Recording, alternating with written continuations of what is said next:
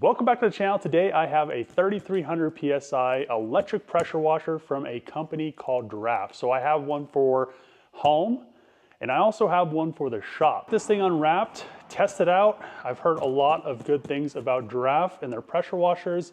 It's a really competitive pressure washer in the market for the price point.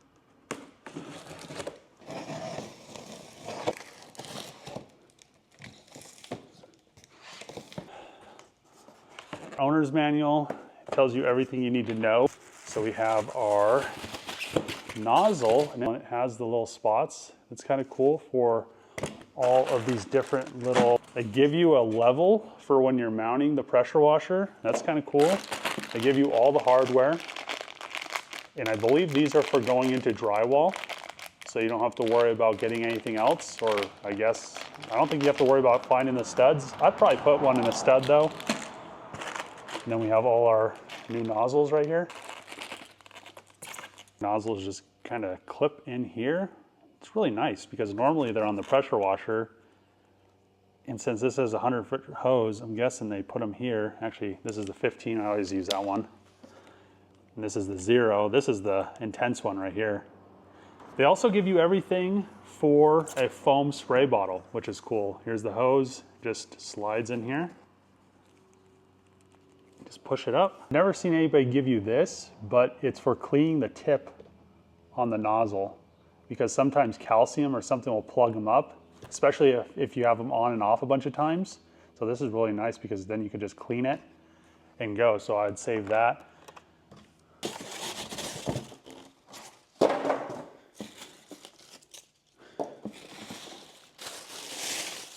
All right, look at that. I really understood these connections. It has an O-ring here, and then this clips in, but then this spins and that spins. But if you spin this one up, then it doesn't lock. I don't know why they just don't have it spin into itself. See, look at that. Maybe I'm just dumb or something, I don't know. See, if you don't hold it, it doesn't tighten. It's how all pressure washers are. It's weird. Wow, they give you a garden hose, a short one, to connect it to your faucet. It has to be really close to a faucet then. The only issue is I don't have any faucets currently in my garage. Maybe that is something if you're building a house and you're gonna have a pressure washer to have a faucet installed. I'd probably install it by like one of the doors, not the garage doors, but like the house doors, because then it'll stay warm all winter and you don't have to worry about shutting it off. Oh man, this thing's a monster. Ugh.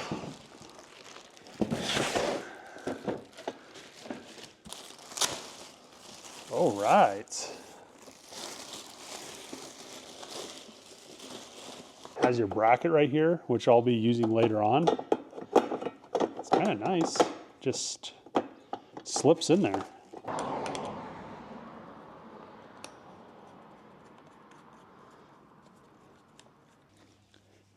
Then here's your little foam bottle. We'll probably try to use this and see how it works. It goes like that. Everything has a nice little holder. It also has handles on the side that I didn't see before. So how I'm going to mount this is I'm going to use the supplied bracket that comes with it. But instead of using all of these, since I'm going to be going 2 of these into a stud, since I can't go in the center, because the hose is on that side. So you can see the hose is on that side. It has to curl back and I don't want it to be kinked. So I'm gonna go further over, use the stud to bolt it on the edge. And actually I probably could come over a little bit more. I just don't want it to be hanging super far out. So probably something like this. I think right there will be good. And we'll just get her level. Drill 2 in the stud. And then we'll use 2 of those things. This is plywood, and then I could stick it up there and it'll be mounted at the shop. And the great thing at the shop is you can see that I have an indoor faucet, so I don't have to worry about it, you know, running a hose into the garage. I need to do a faucet inside the garage at the house. Bracket's now mounted nice and level, so all you have to do is slip the pressure washer on the bracket. It is heavy though. I probably should have made it lower.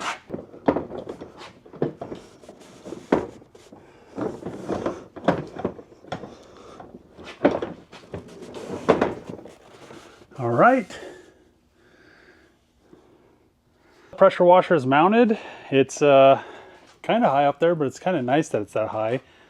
The one thing I could have done was I probably could have moved it over, because now the hose has a little bit more room. Clean up the red Hellcat Magnum, and as you can see, she's pretty grimy.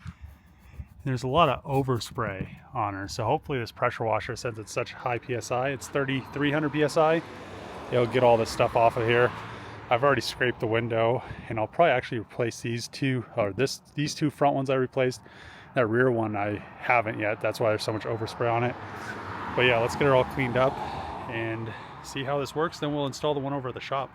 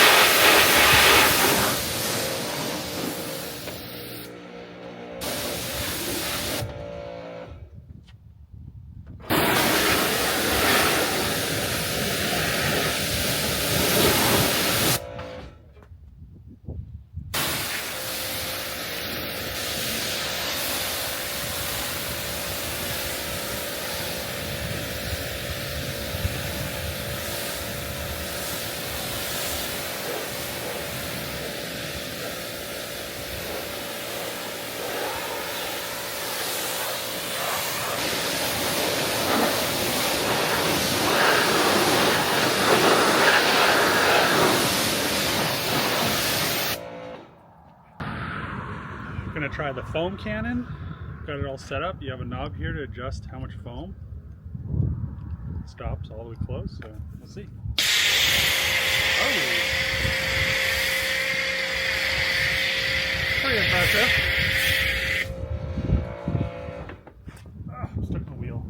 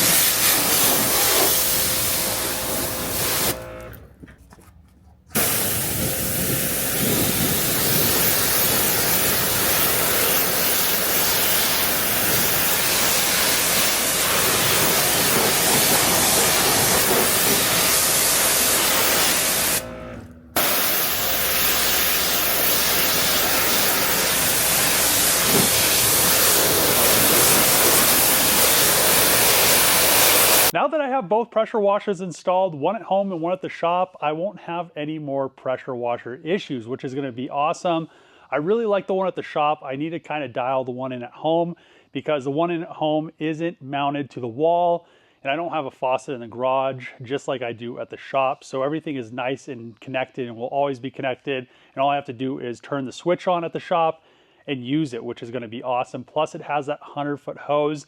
If you're like a super detailing guy, you know, it's a 100-foot hose. There's a little bit of delay. It doesn't bother me. I was watching a few videos of people pressure testing these because I don't have the equipment, and they were showing they were putting out the exact numbers that they state, which is awesome.